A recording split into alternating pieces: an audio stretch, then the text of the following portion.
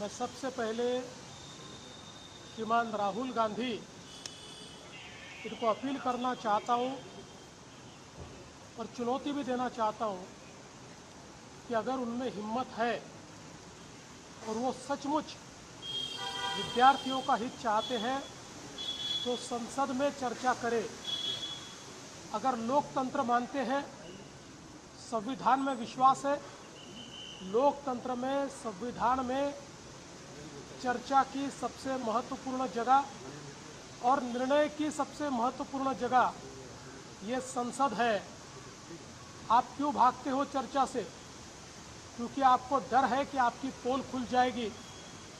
जिस प्रकार से आपके शासन में कर्नाटक में पेपर लीक हुए, जिस प्रकार से आपके शासन में तेलंगाना में पेपर लीक हुए, राजस्थान में जब आपकी सरकार थी 8 बार पेपर लीक हुए, और इतना ही नहीं तो पंजाब के आपके शासन में भी, आप पार्टी के शासन में कम से कम 3 बार पेपर लीक हुए।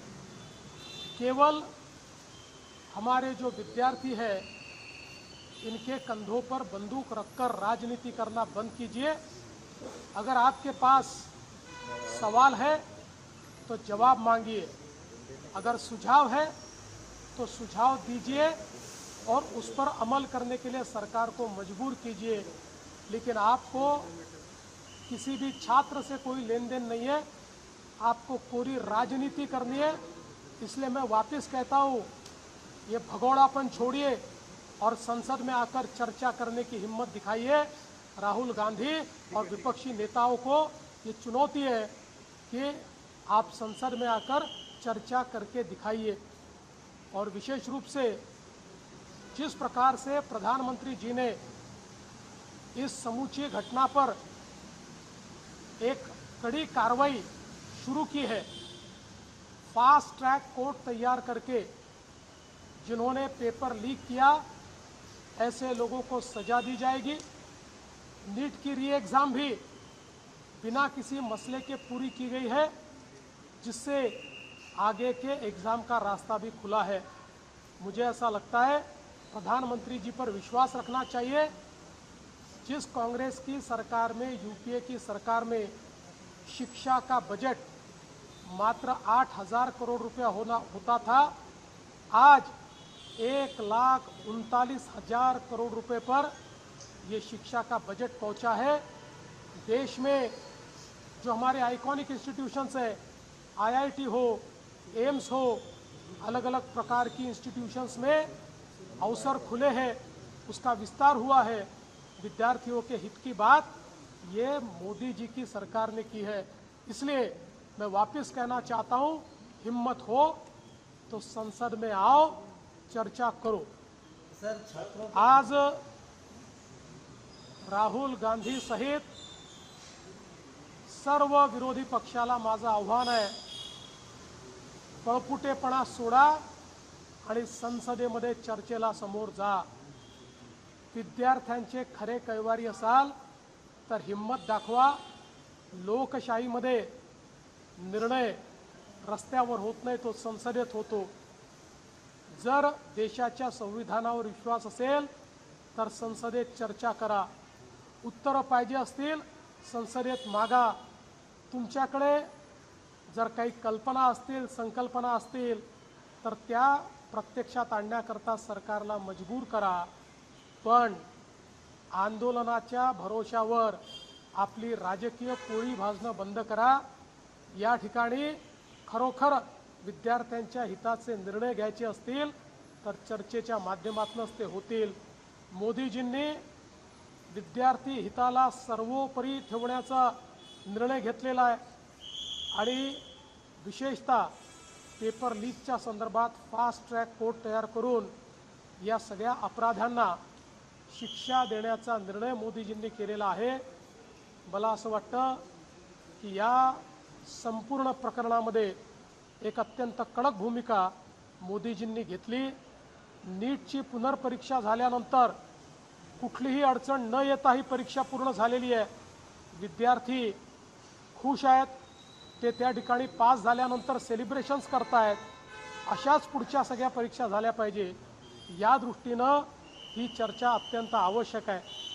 खरं म्हणजे आपल्याला कल्पना आहे, UPAच्या सरकारच्या काळामध्ये 8,000 कोटी रुपयाचं केवळ देशाचं बजेट होतं, ते आता 1,39,000 कोटीचं मोदीजींनी केलं आहे. IIT असेल, एम्स असेल, सगळ्या आयकॉनिक संस्थांची संख्या वाढवली, सीट्सची संख्या वाढवली, मेडिकल एज्युकेशन, MBA, इंजिनिअरिंग या सगळ्या क्षेत्रांमध्ये नवीन संधी या विद्यार्थ्यांना मोदीजींनी उपलब्ध करून दिल्या आहेत. पण विरोधी पक्षाची चर्चा करण्याची हिंमत नाही, कारण त्यांना याचं उत्तर द्यावं लागेल. कशा पद्धतीनं कर्नाटकमध्ये पेपर लीक झाला, त्यांना उत्तर द्यावं लागेल. कशा पद्धतीनं तेलंगणामध्ये पेपर लीक झाले, आप पार्टीला उत्तर द्यावं लागेल. पंजाबमध्ये कशा प्रकारे लीक झाले, काँग्रेसला उत्तर द्यावं लागेल. राजस्थानमध्ये त्यांची सरकार असताना 8 वेळा पेपर लीक झाले.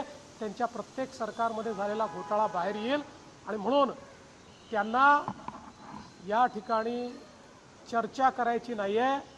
अराजकता हीच केवळ मानसिकता आहे. अराजकतावादी मानसिकतेत नाही चाललेलं आहे. येत्या रविवारी मुंबईमध्ये 2 ठाकरे बंधू आंदोलन करतायत. ते म्हणतात की आम्ही विद्यार्थ्यांसाठी आता रस्त्यावर उतरलो. मी फक्त आठवण करून देतो, या राज्यातला सगळ्यात मोठा TET घोटाळा उद्धव ठाकरे मुख्यमंत्री असताना झाला आणि IAS अधिकाऱ्यापासून सगळे त्याच्यामध्ये सामील होते. इतका मोठा घोटाळा राज्याच्या इतिहासात झाला नाही. एवढंच नाही तर त्यांच्या मंत्रिमंडळातल्या मंत्र्यांवर थेट आरोप लागले. त्या ठिकाणी केवळ पेपर लीकच झाला नाही, तर जे नापास होते त्यांना पास करण्याचा पराक्रम देखील त्यांच्याच काळामध्ये झाला. आम्ही तर TETच्या परीक्षेमध्ये घोटाळा होतो लक्षात आल्याबरोबर परीक्षा व्हायच्या आधी घोटाळेबाजांना पकडलं आणि त्या ठिकाणी त्यांच्यावर कारवाई देखील केली. त्यामुळे आपलं ठेवायचं झाकून आणि दुसऱ्याचं पाहायचं वाकून हे बंद करा. सर, दुसरीकडे पोलिसांवर मुंबईच्या वेगवेगळे आरोप केले गेलेले आहेत. काँग्रेस असेल, ठाकरे असतील, यांचं असं म्हणणं आहे की पोलीस ड्रग्सच्या धमक्या देत आहेत, पोरांना मारहाण करतायत. तुम्ही ती चौकशी केली आहे का, काय आहे? असा एक व्हिडिओ समोर आलेला आहे, त्याची चौकशी चालली आहे. पण चौकशी सुरू असताना त्या पोलिसावर कारवाई करण्यात आलेली आहे आणि त्याला त्या ठिकाणी पोलीस स्टेशनमधून काढण्यात आलेलं आहे आणि चौकशी चाललेली आहे. अनेक ठिकाणी पोलिसांवर सुद्धा मोठ्या प्रमाणामध्ये मारहाणीचे व्हिडिओ समोर येत आहेत. याच्यामध्ये राज्यात सुद्धा असे दुर्दैवाने काही लोक या आंदोलनामध्ये ज्या प्रकारे दगडफेक करत होते, पोलिसांवर हल्ला करत होते, मला असं वाटतं की ते कुठल्याही पद्धतीनं विद्यार्थ्यांच्या मागणीकरता आलेले नव्हते. तर या आंदोलनाचा फायदा घेऊन आपल्याला अराजकता कशी तयार करता येईल या मानसिकतेचे लोक तिथे होते. अशा पद्धतीची काही मंडळी त्या ठिकाणी वागत होती. मला असं वाटतं की जे आंदोलन करतायत त्यांनीही अशा प्रवृत्तीकडे लक्ष दिलं पाहिजे. सर, ठाकरे ब्रदर्स छात्रों के पीछे खड़े होकर कह रहे हैं कि इस आंदोलन को हम बड़ी ताकत से आगे बढ़ाएंगे. देखिए, वो केवल अपनी पार्टी का अस्तित्व ढूंढ रहे हैं. उनकी पार्टी की ज़मीन छूट गई है. उनको लगता है इस आंदोलन के माध्यम से उस ज़मीन को वो वापस तलाशेंगे.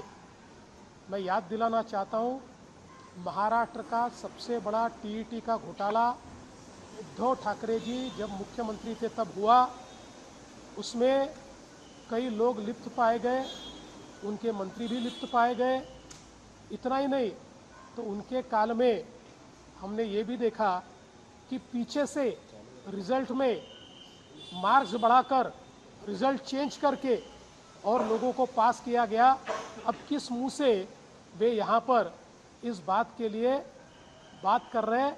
ये केवल राजनीतिक जुमला है. मुंबई की बात करें तो कुछ वीडियो मुंबई पुलिस के वायरल किए जा रहे हैं और ये कहा जा रहा है कि पुलिस दूसरे मामलों में विद्यार्थियों के फंसाने की बात कर रही ताकि वो प्रोटेस्ट करने सड़कों पे न हो. एक वीडियो सामने आया है जो बिल्कुल गलत है. हम उसकी निंदा करते हैं. तुरंत उसके ऊपर कार्रवाई की गई है और पूरे मामले की सत्यता की जांच चल रही है. राजनेताओं के बाद अब कुछ सेलिब्रिटी सड़कों पे उतर रहे हैं छात्रों के कंधे पर पैर रखकर, जिससे हंगामा और बढ़ रहा है.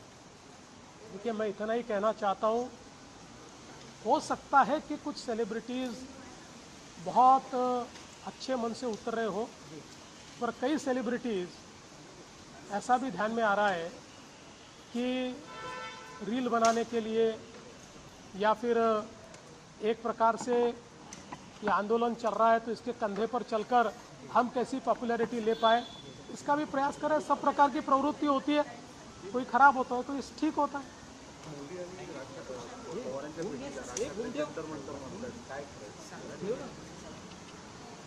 जेव्हापासनं राज ठाकरे आणि पवार साहेबांमध्ये अंतर वाढलं तेव्हापासनं त्यांना सगळं जंतर मंत्र दिसतं।